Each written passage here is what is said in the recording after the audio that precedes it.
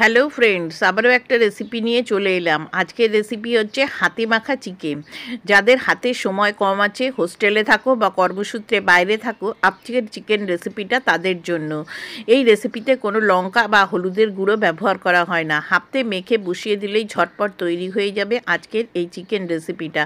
ভাত, রুটি, নান, পরোটা সবার সাথে খেতে ভালো লাগবে যদি তোমরা এইভাবে বানাও। কম সময়ে ঝটপট তৈরি হয়ে যাবে আজকের এই চিকেন রেসিপিটা। পুরো রেসিপিটা শেষ পর্যন্ত দেখার অনুরোধ রইল। ভালো লাগলে লাইক, কমেন্ট, শেয়ার করো, সাবস্ক্রাইব করে বন্ধু হয়ে যাও। তাহলে চলো শুরু করি আজকের recipe. Let's start this recipe, easy cooking with me.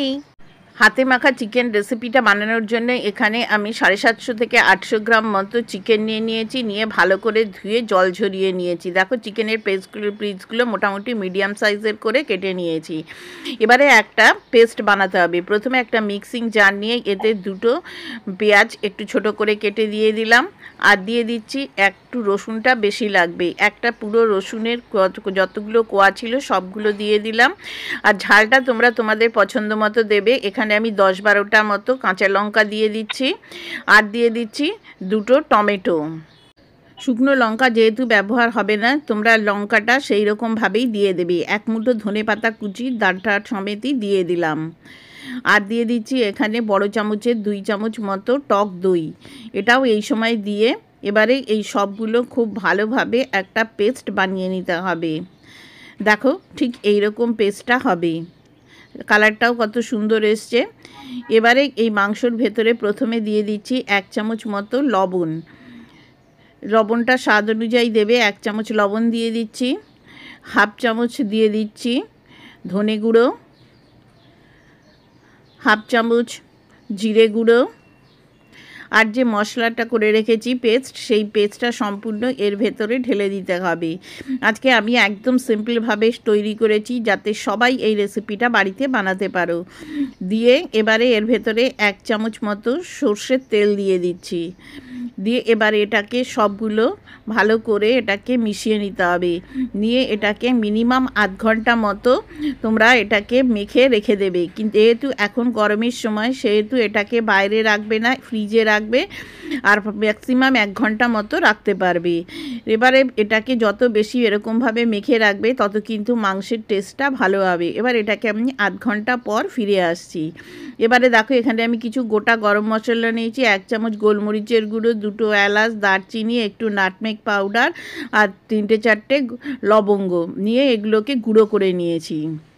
আধ ঘন্টা পর এখানে একটা প্যান বসিয়ে দিয়ে আমি 2 চামচ মতো সাদা তেল দিয়েছি। তেলটা গরম হলে একটু তেজপাতা আর যে মশলাটা আমি দেখালাম সেটাকে এরকমভাবে গুঁড়ো করে নিয়েছি। এতে কী হবে, তেলের ভেতরে অ্যারোমাটা খুব ভালোভাবে আসবে। দিয়ে 1 মিনিট মতো এটাকে ভেজে নেবে যাতে তেলের ভেতরে এর সুগন্ধটা এসে যায়। এবারে যে মাংসটা ম্যারিনেট করে রেখেছি সেই মাংসটা এর ভেতর দিয়ে দেবে। প্রথমে একটুখানি হাতা দিয়ে অল্প করে তুলে নেবে, তারপরে পুরো মাংসটা ঢালবে। যারা নতুন রান্না শিখছো আমি তাদের জন্য বলছি, যদি পুরোটা এরকম করে ঢেলে দাও একবারে, তাহলে তেলটা ছিটিয়ে কিন্তু গায়ে চলে আসবে। এবারে কিন্তু গ্যাসের ফ্লেমটা হাই হিটে করে দেবে। হাই হিটে রেখে এটাকে অনবরত নেড়ে চেড়ে এটাকে কষিয়ে নিতে হবে যেন মাংস থেকে জল না ছেড়ে আছে। অনবরত একটু পরে পরে এটাকে নাড়তে হবে, খুব বেশি কিন্তু এটাকে নাড়বে না। এবারে দেখো এখানে আমি দিয়ে দিচ্ছি 1.5 চামচ মতো আদা বাটা। আমার যেহেতু আদাটা বাটা ছিল সেই জন্যে আমি এখন দিলাম। যদি তোমাদের কাছে আদা বাটা না থাকে তাহলে যখন পেস্টটা বানাচ্ছ তখনই কিন্তু আদাটা দিয়ে দেবে। দিয়ে এবারে এটাকে খুব ভালো করে কষিয়ে নিতে হবে। যে জলটা তোমরা দেখতে পাচ্ছ এই জলটা কিন্তু সম্পূর্ণ শুকিয়ে যাবে। আবারও বলছি, এই সময় কিন্তু গ্যাসের ফ্লেমটা কম করবে না। দেখো এরকমভাবে মাংস থেকে একটু জল বেরোবে এবং চারপাশ দিয়ে দেখবে এরকমভাবে তেল ছেড়ে এসছে। এটাকে আরও আমি 2 থেকে 3 মিনিট মতো কষিয়ে নেব। দেখতেই পাচ্ছ মাংসের গায়ে একটু কালার চলে এসছে, ভাজার দাগ চলে এসছে। ঠিক এইরকমভাবে নেড়ে চেড়ে এটাকে কষিয়ে নিতে হবে। এখানে আমি একটু আলু ভেজে রেখেছি। আমরা বাঙালি মাংসের ঝোলে আলু ছাড়া চলে না, তাই জন্য একটুখানি আলু দিলাম। তোমরা যদি পছন্দ না করো নাও দিতে পারো, তবে আলু দিলে খেতে ভালো লাগে, সেই জন্যে আমি আলুটা সবসময় দিয়ে থাকি।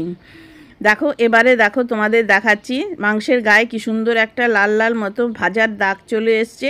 আর দেখো যে ঝোলটা ছিল মানে গ্রেভিটা মতো সেটা কিন্তু অনেকটাই কমে গেছে এবং এটার পাশ থেকে তেল ছেড়ে এসছে আর খুব সুন্দর কিন্তু একটা গন্ধ বেরোবে। একবার এইভাবে বাড়িতে বানিয়ে দেখো। দেখো এইবারে কিন্তু গ্যাসের ফ্লেমটা আমি একটুখানি মিডিয়ামে করে দিয়েছি, দিয়ে এবার অনবরত নেড়ে চেড়ে এটাকে আরও আমি 2 মিনিট মতো কষিয়ে নিচ্ছি, যাতে এই আলুর ভেতরে যে গন্ধের যে অ্যারোমা আছে সেটা যাতে চলে যায়। এবারে এখানে আমি 1 কাপ মতো দুধ নিয়েছি। দুধটা দিলে এর টেস্টটা কিন্তু অনেক বেশি ভালো হয়। যদি তোমাদের কাছে দুধ না থাকে তাহলে এর পরিবর্তে জল দিলেও কোনো অসুবিধা নেই, কিন্তু যদি থাকে তাহলে একবার দিয়ে দেবে। আর এমনি দুধ না থাকলেও তোমরা যে কোটো 10 টাকার পাউচ দুধের প্যাকেট পাওয়া যায় সেটাও দিতে পারো। এবারে এখানে 1 কাপ মতো আমি গরম জল দিয়ে দিলাম, দিয়ে ভালো করে একটু মিশিয়ে নিচ্ছি। দেখো কালারটা কত সুন্দর এসছে। এবারে দেখে টেস্ট করে স্বাদ অনুযায়ী লবণ দিয়ে দেবে। আমি আরও 1 চামচ মতো লবণ দিয়ে দিলাম, দিয়ে এবারে এটাকে মিডিয়াম হিটে ঢাকা দিয়ে ততক্ষণ অবধি রান্না করতে হবে যতক্ষণ না মাংসটা সেদ্ধ হয়ে যায়। আমি 20 মিনিট পর তোমাদের দেখাচ্ছি। দেখো উপর থেকে কি সুন্দর তেল ভেসে এসছে আর রঙটাও কত সুন্দর এসছে। এবারে এটাকে ভালো করে নেড়ে চেড়ে নেবে। গ্রেভিটা তোমরা যেরকম পছন্দ করবে সেরকম নামাবে। আমি এরকমই নামাচ্ছি কারণ এটা ঠান্ডা হলে পরে আর একটু ঘন হয়ে যায়। এবারে দিয়ে দিচ্ছি 1/4 টিস্পুন মতো গরম মশলার গুঁড়ো, দিয়ে ভালো করে মিশিয়ে নিয়ে এবার এটাকে ঢাকা দিয়ে কিছুক্ষণ রেখে তারপরে গরম গরম ভাবনি প্লেন ভাত হোক, রুটি, নান, পরোটা, পোলাও সবার সাথে কিন্তু পরিবেশন করতে পারবে। বন্ধুরা তাহলে আজকের রেসিপিটা তোমাদের কেমন লাগলো তা কিন্তু অবশ্যই আমাকে কমেন্ট করে জানিও। দেখো ঠান্ডা হওয়ার পর আমি তোমাদের কড়াইটা ধরে দেখাচ্ছি যে এটা কীরকম হয়েছে। এবারে তোমরা এটাকে পরিবেশন করো। আজকের রেসিপিটা যদি তোমাদের ভালো লেগে থাকে তাহলে প্লিজ আমার চ্যানেলকে সাবস্ক্রাইব করে আমার বন্ধু হয়ে যেও। আর যারা আমার চ্যানেলকে সাবস্ক্রাইব করেছো তাদেরকে অসংখ্য অসংখ্য ধন্যবাদ আমার পাশে থাকার জন্য। দেখো এবারে চলো আমি সার্ভ করে দেখাই যে কেমন হয়েছে।